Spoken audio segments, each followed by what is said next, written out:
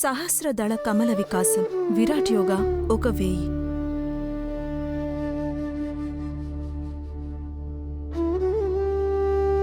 పవిత్ర భారతావనిలో అనేక పుణ్యనదులు దేశ సంస్కృతికి ఆధ్యాత్మికతకు జీవనాధారాలుగా నిలుస్తున్నాయి. పడమట కనుమలలో పుట్టి భూమిని సస్యశ్యామలం చేస్తూ కోట్లాది మందికి ఆరాధ్య దైవంగా మారింది కృష్ణవేణమ్మ. ఆంధ్రదేశంలో అడుగుపెట్టి కనకదుర్గమ్మ పాదాల చెంత చేరి విజయవాడ మహానగరానికి శోభను చేకూరుస్తూ భక్తికి, కళలకు, యోగ విజ్ఞానానికి పెట్టింది పేరుగా భాసిస్తుంది కృష్ణవేణి తరంగిణి.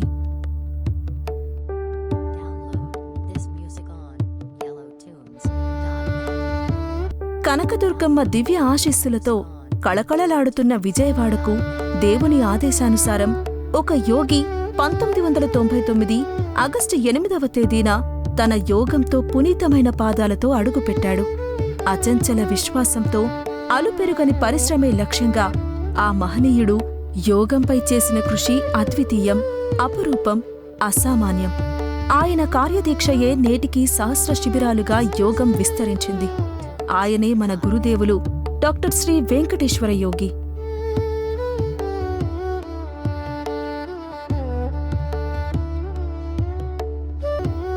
గుంటూరులో యోగా నేర్చుకుని గురువుగారిని ప్రాణంగా చూసుకునే జంగాల సోదరులు వారి వ్యాపార కేంద్రమైన విజయవాడలో యోగా కేంద్రాన్ని స్థాపించాలని తలంచి గురువుగారిని స్వాగతించారు. తొలి పరిచయ పత్రాన్ని కూడా వారే ముద్రించారు. అలా విజయవాడలో ప్రార్థనా సంఘంలో శ్రీ వెంకటేశ్వర యోగ సేవా కేంద్రం ఆవిర్భవించింది. గురువుగారి బోధనా విధానానికి, యోగాసనాలను అభ్యాసం చేయటం వలన కలిగిన ఫలితాలకు ముగ్ధులై సాధకులు ఒకరి నుండి మరొకరు తెలుసుకుని 100 మంది చేరుతూ ఉండేవారు. వసతి పరిమితం కావటంతో తరువాతి శిబిరానికి వెయిటింగ్ లిస్టులను పెట్టేవారు గురూజీ.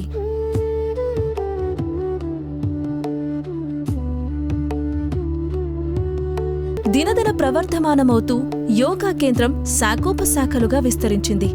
గురూజీతో పాటు మంగళగిరి నుండి భవానీ మాతాజీ కార్యకర్తలు కూడా వచ్చేవారు.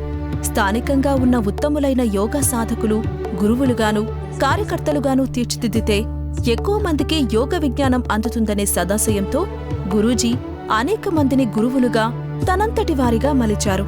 గురూజీ ఆశయానికి బలాన్ని చేకూరుస్తూ నాటి నుండి నేటి వరకు బోధక యోగాచార్యులు, కార్యవర్గ సభ్యులు, కార్యకర్తలు, సహాయక యోగులు, పూర్వయోగ సాధకులు అపూర్వమైన సేవను, కృషిని చేస్తూ ఉన్నారు.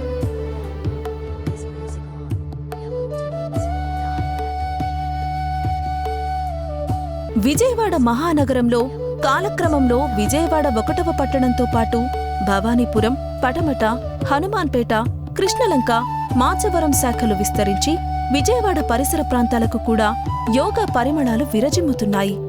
ఎందరో తమ తమ భవనాలను యోగ శిక్షణకు అనుకూలంగా సేవాభావంతో అందచేయటం మంచికి మంచి స్పందన ఉంటుంది అనటానికి నిదర్శనంగా నిలుస్తుంది.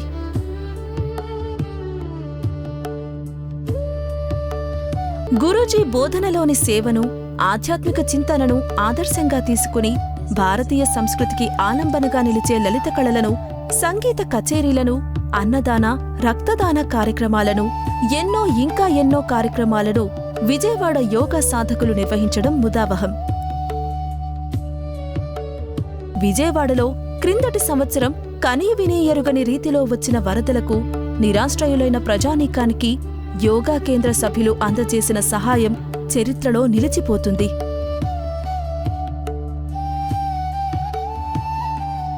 భవానీ దీక్ష సమయంలో గిరి ప్రదక్షిణ చేసే భక్తులకు మజ్జిగ, పాలు, పండ్లు పంచుతూ చేసే సేవా భక్తిభావ విలసితం. కొంతకాలం వికలాంగులకు సహాయ కేంద్రాన్ని నడిపి దివ్యాంగులలో మనోధైర్యాన్ని నింపటం మానవ సేవయే మాధవ సేవ అనటానికి అక్షరరూపం. అష్టాదశ పురాణాలను రచించి పంచమవేదమైన భారతాన్ని అందించిన వేదవ్యాసుల వారి జన్మదినాన్ని పురస్కరించుకుని గురుపూజా మహోత్సవాలను నిర్వహించి విజయవాడ యోగా సాధకులు తమ గురుభక్తితో పునీతులవుతున్నారు. పూజ్య గురూజీ జన్మదినమైన కార్తీక పూర్ణిమ ఉత్సవాలను, వన సమారాధనలను, కార్తీక దీపోత్సవాలను నిర్వహించడం సనాతన సంస్కృతికి ప్రేరణగా నిలుస్తుంది. ఆదివారం గురూజీ అందించే అమృత ధ్యానధారను ఆనందంగా అన్ని శిబిరాలలోనూ అభ్యాసం చేయటం, ఆధునిక సాంకేతిక పరిజ్ఞానాన్ని అందిపుచ్చుకుని ఆన్లైన్ ద్వారా చేయటం సేవా కేంద్రం అధునాతనంగా మార్పు చెందటానికి సంకేతంగా నిలుస్తుంది.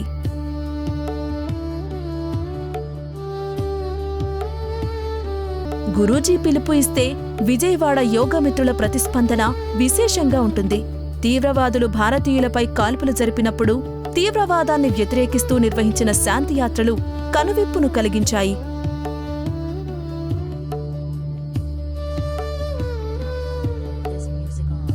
గౌరవ ప్రధాన మంత్రివర్యుల పిలుపు మేరకు ప్రథమ అంతర్జాతీయ యోగా దినోత్సవం నుండి నేటి వరకు ప్రభావవంతమైన కార్యక్రమాలను నిర్వహించడం ప్రతి హృదయాన్ని ఉత్సాహపరుస్తోంది.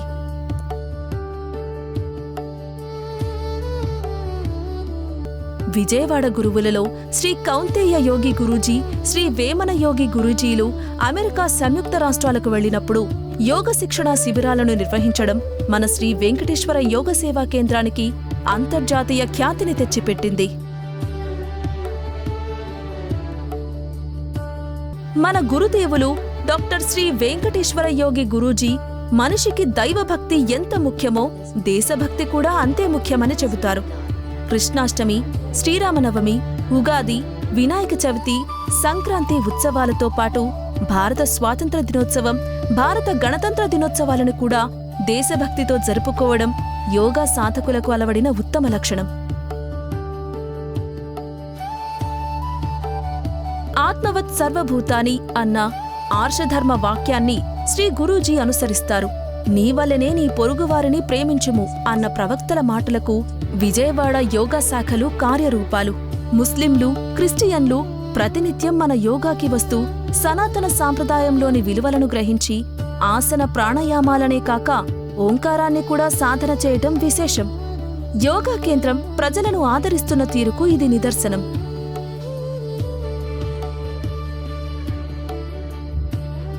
వినువీధిలో ఉండి విహరించే నక్షత్రాలు 27.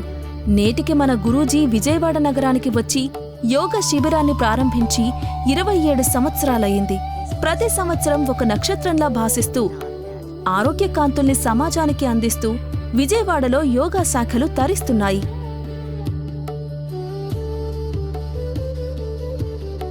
ప్రారంభం నుండి శ్రీ గురూజీ సుమారు 100 శిబిరాలలో స్వయంగా శిక్షణనిస్తూ కొత్త గురువులకు నేర్పిస్తూ సేవా కేంద్రం పునాదులను పటిష్టం చేశారు.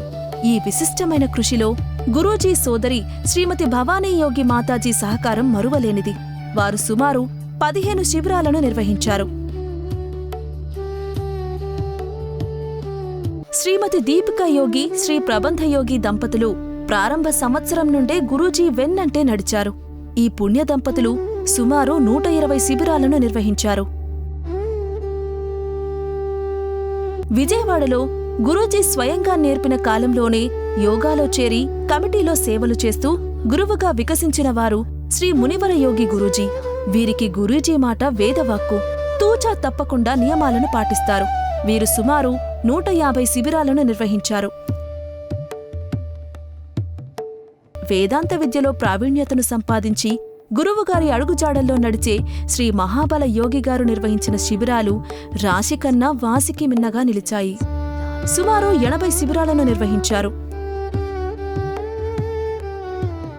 తన జానపద గళంతో యోగ గీతాలను ఆలపిస్తూ ఉత్సాహపరిచే శ్రీ అజామిళ యోగి గురూజీ యోగ సేవలు మరువలేనివి.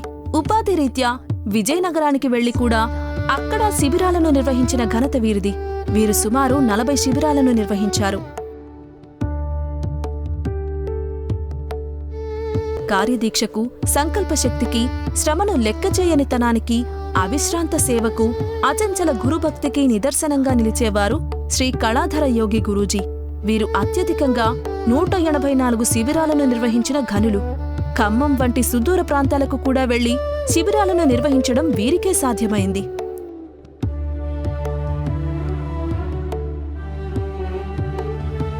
ఆదర్శానికి మారుపేరు శ్రీ అగ్నిమిత్ర యోగి గురూజీ. జీవితంలో ఎదురైన 2 అతిపెద్ద ప్రమాదాలను కూడా అధిగమించి యోగాను కొనసాగిస్తూ గురువుగారిని దైవంగా అభిమానిస్తూ ఆరాధించే వీరు సుమారు 130 శిబిరాలను నిర్వహించారు.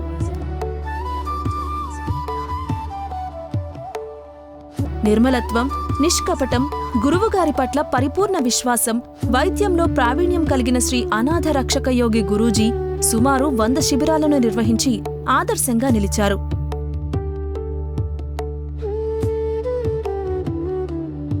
చిరకాల విరామానంతరం శ్రీ ప్రదీపన యోగి గురూజీ సేవలను కొనసాగించడం, శిబిరాలను నిర్వహించడం వారికి యోగా మీద ఉన్న అభిమానానికి నిదర్శనంగా నిలుస్తుంది.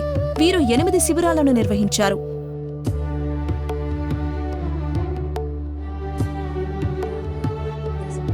విజయవాడ ప్రాంతీయ సహాయకులుగా ఉంటూ గురువుగారి బాధ్యతలను పంచుకుంటూ పుస్తకాలను, యోగ నామాలను చేరువ చేస్తూ శిబిరాలను నిర్వహిస్తున్న శ్రీ తారణయోగి గురూజీ సేవలు ప్రశంసనీయాలు. వీరు 8 శిబిరాలను నిర్వహించారు.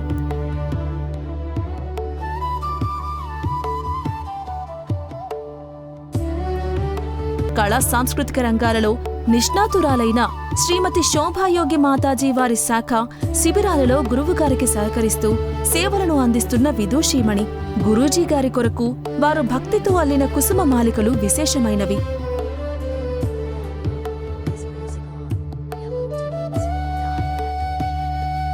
కష్టాలతో జీవిత పోరాటాన్ని సాగించి ప్రశాంతమైన జీవితంలోకి ప్రవేశించి యోగ గురువుగా వికసించిన వారు శ్రీ వాగధీశ యోగి గురూజీ. కాలానికి విలువనిస్తూ శిబిరాలను నిర్వహిస్తూ గురూజీ అడుగుజాడల్లో నడుస్తున్న యువ గురూజీ వీరు 12 శిబిరాలను నిర్వహించారు.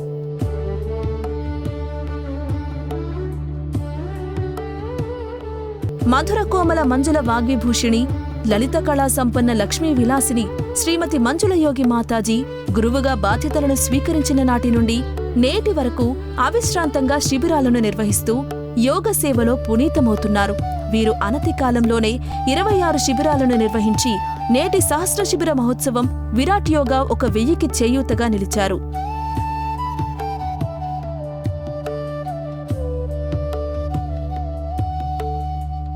మన యోగా కేంద్ర ఖ్యాతిని ఖండాంతరాలకు తీసుకువెళ్లిన శ్రీ వేమన యోగి గురూజీ సేవలు ఘనమైనవి.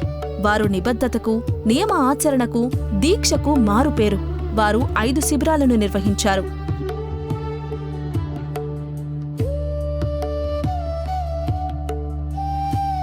శ్రీ పుష్కర యోగి గురూజీ విజయవాడ ప్రాంత సాధకులకు పుస్తకాలు, యోగనామాలు ఇవ్వటంలో గురువుగారికి సహాయకులుగా ఉంటూ విశేష సేవలను అందిస్తున్నారు.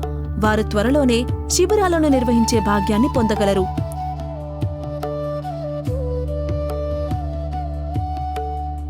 యోగ సేవ ద్వారా దివ్యలోకాలను చేరి శ్రీ కౌంతేయ యోగి గురూజీ, శ్రీ సత్పురుష యోగి గురూజీ, శ్రీ కామదేవ యోగి గురూజీ సేవలు సదా మన మదిలో నిలిచే ఉంటాయి. బంధాలతో బందీలై దూరమైన కొందరు గురువులు చేసిన సేవలు ఈ 1000లో అంతర్భాగాలు.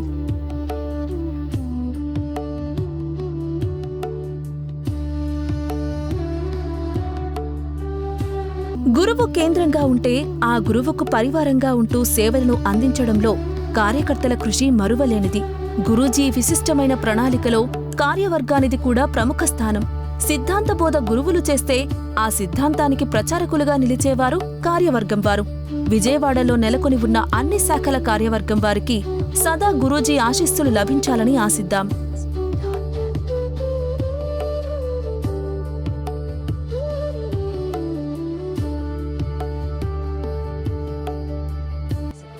భవానీపురం 2వ శాఖ వారు ఎన్నో వినూత్నమైన కార్యక్రమాలు, సాంస్కృతిక కార్యక్రమాలు నిర్వహించటంలో దిట్ట. అందులోని భాగమే మొట్టమొదటిసారి యోగ కరపత్రాన్ని హిందీ భాషలో వేయించారు. ఒకానొక గురు పౌర్ణమి వేడుకల్లో రిమోట్ కంట్రోల్తో పూజ్య గురుదేవులపై పుష్పవర్షం కురిపించారు. కరోనా సమయంలో కూడా అంతర్జాతీయ యోగా డే లాంటి ముఖ్యమైన కార్యక్రమాలు, అన్నార్తులకు భోజన సదుపాయాలను, ఇంకా విశేషమైన ఎన్నో సేవలను అందించారు. వారికి పరమేశ్వర అనుగ్రహం ఎల్లవేళలా ఉంటుంది.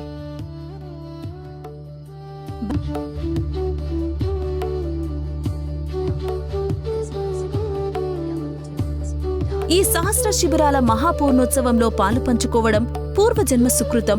ఎందరో మహానుభావులు, దాతలు సంపూర్ణ సహకారంతోనే ఈ మహత్కార్యం సఫలీకృతమయ్యింది.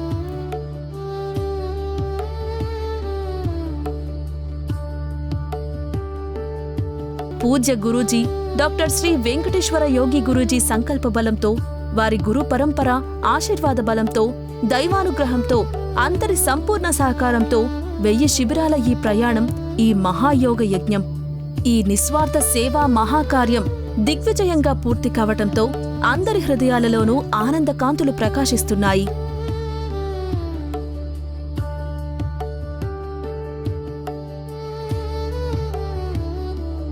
ఈ 1000 అనేక వేల శిబిరాలుగా వృద్ధి చెందాలని, ఆ చంద్ర తారార్కం యోగసేవ నిలిచేటట్లు దైవం అనుగ్రహించాలని ఆశిస్తూ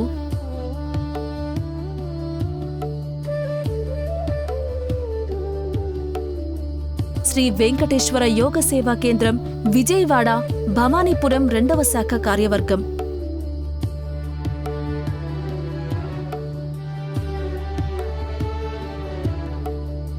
వినమ్ర ప్రణామాలతో మీ నందియోగి అధ్యక్షులు. ఓం సర్వే భవంతు సుఖినః, సర్వే సంతు నిరామయాః, సర్వే భద్రాణి పశ్యంతు, మా కాశ్చిత్ దుఃఖభాగ్ భవేత్. ఓం శాంతిః శాంతిః శాంతిః.